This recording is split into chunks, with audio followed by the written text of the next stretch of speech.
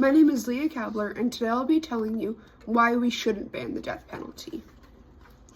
The resolution proposes that the state of California should ban the death penalty and replace it with life without parole.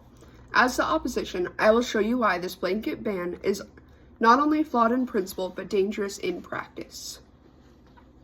The affirmative defines the plan as replacing the death penalty with life without parole, and outlines their criteria around fairness, justice, and human rights. We accept the definition of the plan, but challenge the criteria. The affirmative's criteria center on compassion and reform, but ignore the fundamental role of the justice system to protect the public, uphold justice, and ensure that the punishment fits the severity of the crime. The criteria should prioritize public safety, justice for victims and families, the proportional punishment, and the moral authority of the state. While the definition itself is not abusive, the framing is. This appeals almost exclusively to emotion and anecdote by bypassing critical analysis of policy, deterrence, and public safety. We propose reframing this debate around what best serves both justice and deterrence. Our side believes that the death penalty, used rarely with strict oversight, is necessary for the most egregious crimes, mass murder, terrorism, serial killers, where no other sentence fully addresses the magnitude of the harm caused. So let's examine why the plan is flawed. Justice is undetermined. Some crimes are so horrific that life without parole is just not proportional. Removing the death penalty erases an option that society has deemed necessary in extreme cases, hence why we have it. Also, there's no closure for victims. While the other side claims that the death penalty prolongs trauma, many families find closure in finality. Life sentences often mean years of appeals and ongoing trauma as well. Life without parole is not a neutral alternative. It results in lifelong imprisonment without hope, which some argue is even less humane than the death penalty. Yet the affirmative holds it up as a moral solution. Next, let's address the harms. The biggest claim is the risk of executing the innocent. We agree, wrongful convictions are terrible, but this is not an argument for banning the death penalty entirely. It's an argument for reforming the system, strengthening appeals, improving defense access, and using the death penalty more selectively and responsibly, but not eliminating it completely. The second harm, emotional trauma for families. Emotional trauma for families is very subjective.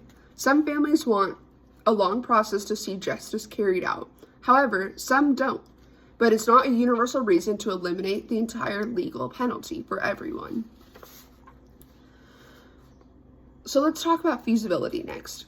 The plan assumes that all 600 plus people on death row currently can simply be resentenced to life without parole. That's a legal and logistical nightmare involving hundreds of individual resentencing hearings. The plan assumes that funding will just be adjusted. However, it won't. Where is that money going to come from? Who pays for the extra decades of incarceration, especially with an aging prison population? So this plan is just oversimplified and unrealistic in its time frame and cost, but that doesn't mean it can be implemented in the future. So why doesn't the plan solve or makes things worse? It removes prosecutorial leverage. The existence of the death penalty often encourages plea deals that save time and money. Without it, prosecutors lose a crucial tool. Life without prison increases overcrowding. Life sentences add to long-term inmate populations. The death penalty, when applied justly, is one way to manage that reality.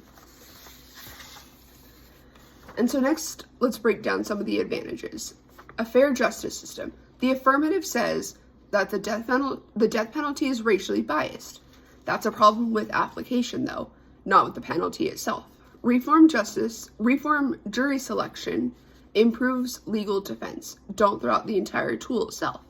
Human rights. The ultimate right is the right to life, which the most dangerous offenders have taken from others. And a state that refuses to defend its citizens with the strongest available deterrent sends the wrong message.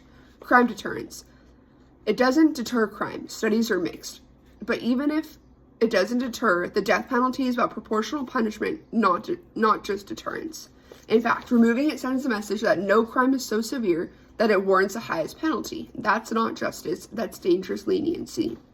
We oppose the ban because it removes a critical tool of justice, ignores the need for proportional punishment, and replaces it with costly, flawed, and impractical alternative. Instead of banning the death penalty, we should work to improve it, making it rare, fair, and more accurate. For justice, for victims, and for a safer society, we urge you to vote negative. Thank you.